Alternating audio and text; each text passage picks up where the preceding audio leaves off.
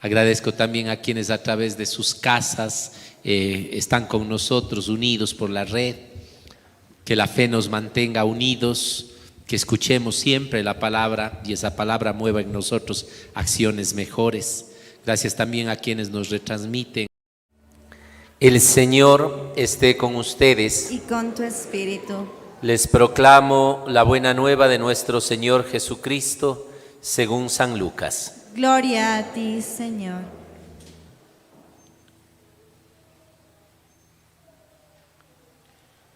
En aquel tiempo, después de que Jesús leyó en la sinagoga un pasaje del libro de Isaías, dijo: hoy mismo se ha cumplido este pasaje de la Escritura que ustedes acaban de oír. Todos le daban su aprobación y admiraban la sabiduría de las palabras que salían de sus labios y se preguntaban: ¿no es este el hijo de José? Jesús les dijo: seguramente me dirán aquel refrán: médico, cúrate a ti mismo y haz aquí en tu propia tierra todos esos prodigios que hemos oído que has hecho en Cafarnaúm. Y añadió: yo les aseguro que nadie es profeta en su tierra. Había ciertamente en Israel muchas viudas en los tiempos de Elías, cuando faltó la lluvia durante 3 años y medio y hubo un hambre terrible en todo el país. Sin embargo, a ninguna de ellas fue enviado Elías, sino a una viuda que vivía en Sarepta, ciudad de Sidón. Había muchos leprosos en Israel en tiempos del profeta Eliseo. Sin embargo, ninguno de ellos fue curado, sino Naamán, que era de Siria. Al oír esto, todos los que estaban en la sinagoga se llenaron de ira y levantándose lo sacaron de la ciudad y lo llevaron hasta un barranco del monte sobre el que estaba construida la ciudad para despeñarlo. Pero él, pasando por en medio de ellos, se alejó de ahí. Palabra del Señor. Gloria a ti, Señor Jesús. El texto de San Lucas que acabamos de escuchar es la continuación del evangelio que escuchábamos la semana anterior, ¿se acuerdan? Cuando Jesús lee este pasaje en el que se habla del profeta de Yahvé, del profeta del Señor. Este profeta esperado que, lleno del Espíritu Santo, poseedor del Espíritu de Dios, era capaz de transformar y traer esperanza al pueblo que necesitaba liberación, sanación, proclamar ese año de gracia del Señor que venía a darles la felicidad, podemos decir así. Al principio no hay problema porque todo judío esperaba ese día, y como miran que Jesús realiza obras maravillosas y que también se expresa con una gran sabiduría, hasta allí no es el problema. No es que a Jesús hoy lo quieren despeñar, lo quieren matar porque lo que diga o lo que haga esté mal. El problema viene un poquito después, dado por 2 cosas. La primera situación que hace que el pueblo empiece a dudar de Jesús y se ponga contra Jesús es la siguiente. La primera es que Jesús es conocido. Era el hijo del José, podríamos decir cuencanamente hablando. Pues es el hijo del Pepe, ¿no? Alguien muy conocido para nosotros, porque a veces se nos hace la idea que la salvación ha de llegar desde fuera, que aquel que ponga solución a los problemas ha de ser alguien que nos traiga salvación desde fuera.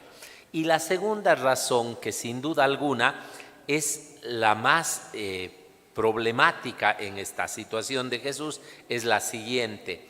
Cuando Jesús les saca el refrán médico, cúrate a ti mismo, y les dice, sin duda ustedes están pensando que yo voy a hacer los mismos milagros que he hecho en Cafarnaúm. Cafarnaúm es un poblado que está al otro lado del lago de Galilea, en donde Jesús hizo muchos milagros y la gente le seguía muchísimo. Vuelve al otro lado a su tierra, pero no realiza ahí ningún milagro. Y claro, la gente debió haber estado esperando el milagro. ¿No ven que siempre el hombre es de las palancas, ¿no? Le encanta, es que es amigo, es que es de esto. A veces donde mí han llegado más de uno, padre, yo soy amigo de no sé quién, soy el primo de no sé cuánto. Y eso normalmente es cuando quieren saltarse un cursillo, cuando quieren hacer algo chueco por allí. Dicen, es que yo soy el primo de no sé quién, ¿no? Y se encuentran con la piedra, porque yo creo que hay que cumplir para todos. Hoy recordaba en la misa de la mañana cuando yo iniciaba mi proceso de colegio, el primer año de colegio, digamos así que se llamaba en ese tiempo, ahora que será octavo de básica, debe ser según la nueva, ¿no? El rector del colegio en el que ingresaba era primo de mi mamá. Y claro, uno muchacho pues dice, no, pues el rector es mi pariente, ¿no? Y este rector, dando gracias a Dios, pasa por los cursos dando la bienvenida a los estudiantes y lo primero que hace es acercarse y mete un manazo en mi escritorio y dice, la disciplina empieza en casa, ¿no? Como para decir, ni te creas aquí que tú vas a tener alguna ventaja, es más, tienes que esforzarte más. Entonces los de ahí decían, si por la gente de Cafarnaún hizo algo, mucho más va a ser por nosotros, más todavía sabiendo, ¿no es cierto?, que a Cafarnaún llegaban muchísimo personas que no eran propiamente judías de religión, y acá que eran un poquito más judíos, entonces a nosotros más, porque la salvación es para nosotros. Pero Jesús les reprocha y les dice que no van a ver los milagros allí por una simple razón, por su falta de fe. Y les pone un ejemplo clarísimo de dos profetas que son icónicos, que son de los grandes profetas que tiene Israel. El uno de ellos es Elías y el otro es Eliseo. Y lo dice de una manera muy clara. Había muchas viudas en los tiempos de Elías, cuando hubo esa hambruna de 3 años y medio, pero solamente a una, la viuda de Sarepta, que es pagana, ¿no?, de la ciudad de Sidón, medio alejadita, solo a una fue enviado, no al resto. Y después, peor todavía, dice Naamán, que era sirio, es el único leproso curado por Eliseo, cuando habían muchísimos en su tiempo. ¿Qué está diciendo? La fe, no por ser judíos, sino por creer en Dios. Y hay paganos que tienen más fe que ustedes. Eso para un judío nacionalista se les chispoteó, como diría el chavo. Se le pelaron los cables, se enojaron tanto que lo sacan del templo con intención de despeñarlo. Hago esta alusión para poder explicar después a nuestra vida. Aquí hay una cosita más que decir del texto que debemos entender. San Lucas no está haciendo referencia a un acontecimiento puntual que le pasa a Jesús. Hay muchos teólogos exégetas de Biblia que no dudan de la veracidad de este acontecimiento. Pero también es cierto que Lucas condensa un poco la vida de Jesús. Es decir, Lucas está expresando aquí lo que va a ser la vida de Jesús desde que empieza su vida pública.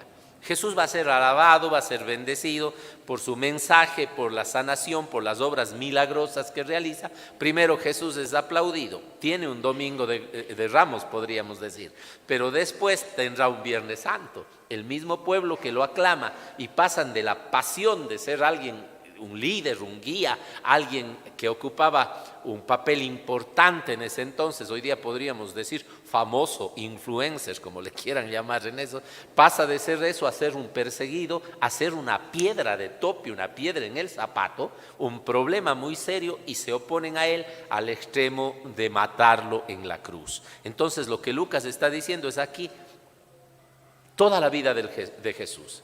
E inclusive habla ya de una manera muy simbólica de su resurrección. Por eso no es que Jesús huye por miedo, dice Jesús pasando por en medio de ellos, por sobre ellos, dirá la traducción de los 70. Pasando por sobre ellos se alejó. ¿Qué significa? Que ni siquiera la misma muerte pudo vencer a Jesús, porque era el mensajero de Dios, y hoy seguimos hablando de él. Ya no hay uno de los que le quisieron desbarrancar, pero hoy muchos millones de seres humanos todavía hablamos de Jesús y su mensaje mueve nuestro corazón. Esto hay que entenderlo en Lucas. Ahora sí, apliquemos un poquito a nuestra vida, ¿no?, del texto, de este texto. Habría que preguntarnos si por ser católicos, por escuchar la palabra del Señor, al menos cuando oímos las cosas que nos interesan y que nos hacen bien, nosotros también no somos como esa gente que le damos la aprobación al Señor. Ay sí, qué lindo Dios, qué bueno el Señor, qué lindo es Jesús. Cuando tengo una pena inmensa y Él puede ser mi consuelo, qué maravilla. Cuando se han contagiado toditos a mi alrededor y a mí no me dio, qué maravilla, qué bueno que es Dios. Votaron a los 10 trabajadores y solo yo quedé, qué lindo que es Jesús. El problema es cuando yo tengo que entender que Jesús es el maestro y es un profeta que hoy también cuestiona mi vida. De hecho, el profetismo del Antiguo Testamento, así como el de Jesús, ¿por qué se diferencia? Porque el verdadero profeta de Yahvé, el verdadero profeta de Jesús, el verdadero profeta de Dios, hoy también, así como antes, es alguien que va a entrar en contradicción con nuestro estilo de vida, con nuestras cosas, con nuestras estructuras sociales, políticas y hasta religiosas. El verdadero profeta no te deja impávido, siempre va a provocar una reacción en nosotros. Lo que pasa es que no nos gusta escuchar aquello que nos molesta. Dicho de otra manera y de una manera más clara, cuando nos meten el dedo en la llaga, ahí nos duele. Y hasta allí es bonito el profeta, hasta allí era bonito el Señor. Mientras curaba al leproso, mientras devolvía la vista al ciego, mientras sanaba al enfermo, mientras daba pan al hambriento, una maravilla el Señor. Pero cuando le tocaba la podredumbre de vida que llevaba cada uno de ellos, hasta ahí nomás es mejor irse a otro lado. Eso suele pasar hoy, por supuesto. Hay mucha gente que no le gusta oír las voces proféticas.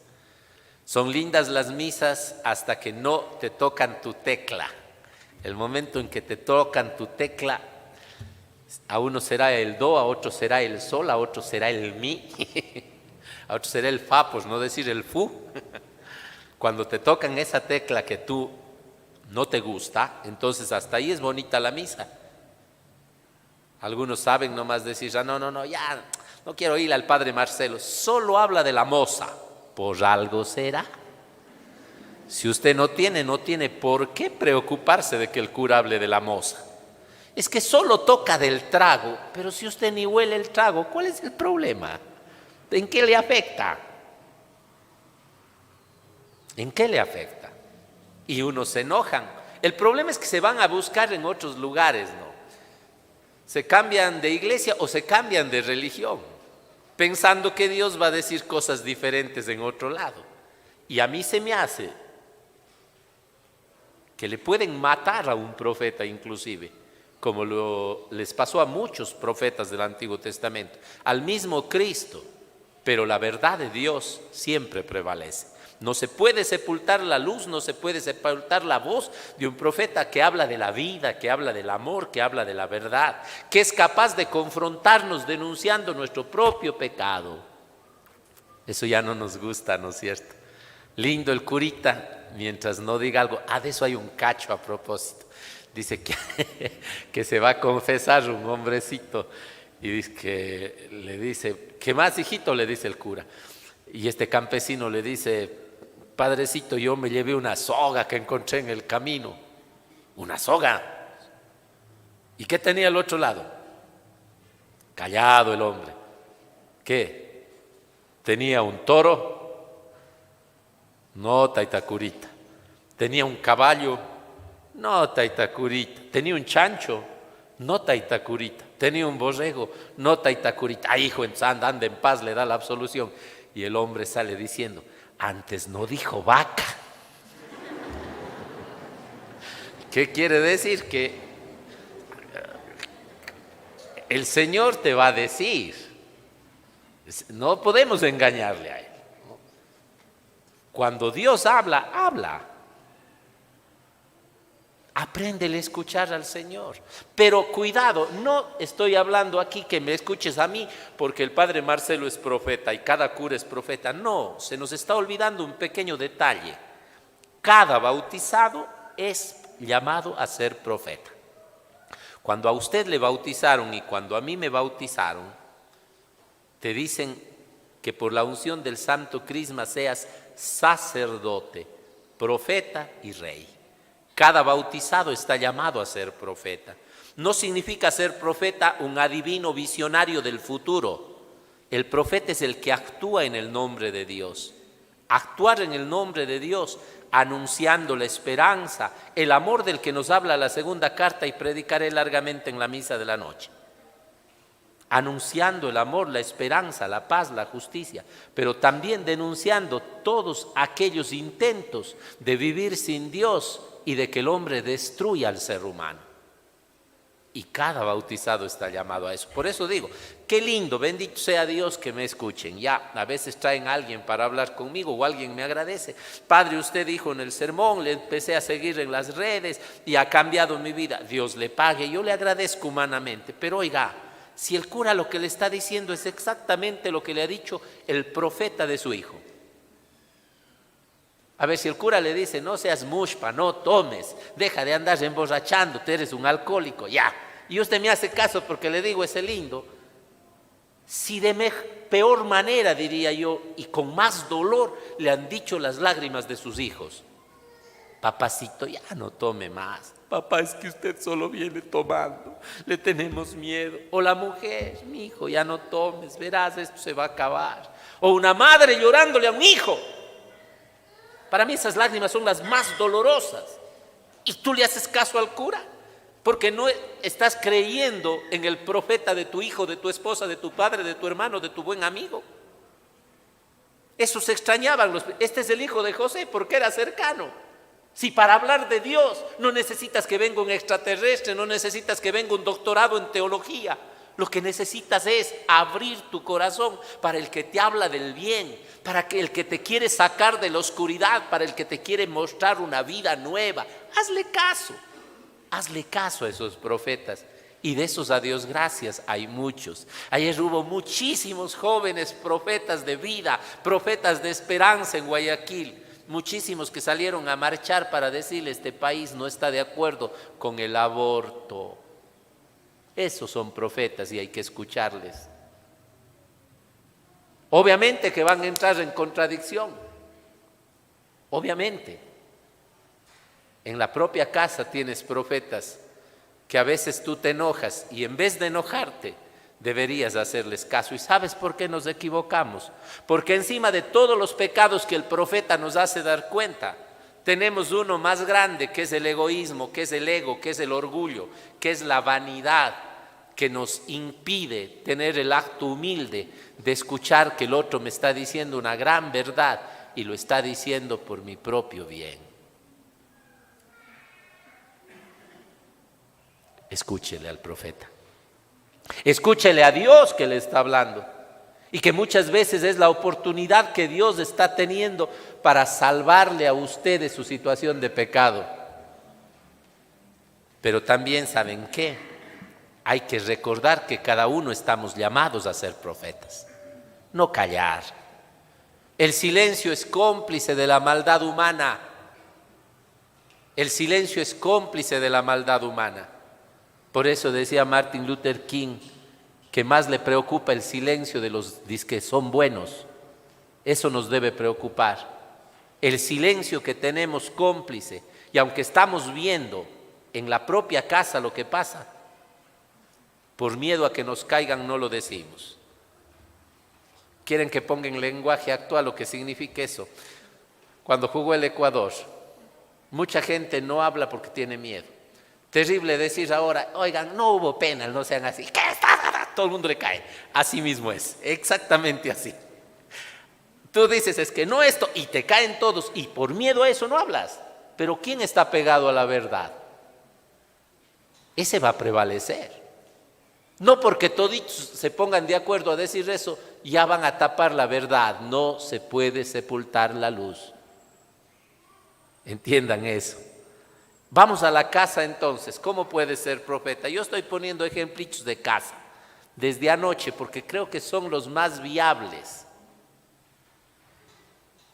¿Vieron lo que pasó esta semana? Se volca este camión que llevaba camarón y ven cómo las personas hasta sin zapatos se van robando las cargas de camarón. ¿Sí vieron eso? Y exigimos un país honesto. Honesta la mujer, que venga el marido, ve mijita lo que vengo trayendo, y le diga, anda y devuelve eso sinvergüenza, viniste robando, vas a dar de comer cosas robadas a nuestros hijos. Hay una madre de un exgobernante aquí que quiere que le liberen, porque a tiempo no le dijo, mijo, no hagas cosas sinvergüenzas, porque vas a ir a la cárcel. ¿Eso no sería mejor? ¿Se dan cuenta cómo tenemos que ser profetas? Otro ejemplo más tranquilito. Cuando estén tomando con los amigos, no en tiempos de pandemia, no sean así. Primero que no deberían chupar nunca, pero bueno, ya que son tan ruditos y estén con los amigos y alguien empiece a hablar típico de la conversación de varones. No puedo decir de la de mujeres porque no he estado, no he escuchado. A veces quisiera hacer un mosquito para pararme por ahí, no muy cerca, porque de repente me mandan un manazo y me matan. Pero a ver qué conversan las damas, ¿no? No sé si será igual, pero me imagino que por ahí de vez en cuando han de ser cosas como esas. Pero he escuchado cuando era soltero, digamos así, cuando era joven, cuando me dedicaba a la guitarreada un poco, cómo empezaban a conversar. Y normalmente hay una conversación hasta en los cachos, en los chistes que se mandan de las amantes. Qué lindo sería que usted diga, oye, no hay otra cosita que hablar, no hay otra cosita de qué reírse, para estar solo tocando eso. ¿Quién se unta con, ya saben lo que quiero decir, termina pestando? Y si tú hurgas en eso, si te metes en un nido de un perro pulgoso, las pulgas por lo menos alguna te ha de saltar y te ha de picar. ¿Qué manera de ser profeta que tú digas, aguanta, no, pero ¿qué estás hecho el mandarina? Sí. ¿Por qué? Porque es por mi bien, porque le quiero a mi mujer y porque no me parece correcto. ¿Qué te parece eso? ¿Eres o no profeta? Claro. Estás denunciando, claro que tus amigos van a decir que sois un anticuado, que sois un aburrido, que desde que te casaste tu mujer te tiene agarrado del poncho, aunque nunca uses poncho. Una última ya, de esos pequeños detalles. Sabes que en la oficina están haciendo algo chueco y dices, no, yo no participo. Oye, pero vos también vas a aventajarte, no. O cuando en la casa estén hablando mal de alguien en una comida. Tú te levantes, cojas el platito. Este ejemplo a mí me encanta. Permiso, me voy a comer en la sala. ¿Pero por qué? Porque aquí están hablando mal de alguien que no está. Pero es que sois temático, que no sé qué. Perdónenme, discúlpenme, hasta luego. Sí te van a caer, te van a querer despeñar, como lo quisieron hacer con Jesús. Pero vas a salir por sobre ellos, porque tu verdad y tu dignidad de vida nadie lo podrá tapar. Pero si quieres ser bien visto, métete en la colada, métete en la pomada, embárrate tú también y no te quejes. Si este mundo no es sino el resultado de gente que no escucha al bien, como les dije la semana anterior, que le hace hablar al diablo y le escucha, pero le hace callar a Dios, porque no escuchamos a los profetas que nos hablan del amor, que a veces están dentro de la propia casa, o porque por miedo nos negamos a decir lo que está mal, aunque nos demos cuenta que esas cosas están mal. Que Dios nos ayude, que escuchemos al profeta en nuestra vida y que seamos también profetas con nuestras acciones. Que así sea. Amén. Que por la intercesión de la Madre Buena el Señor les bendiga en el nombre del Padre, del Hijo y del Espíritu Santo. Amén.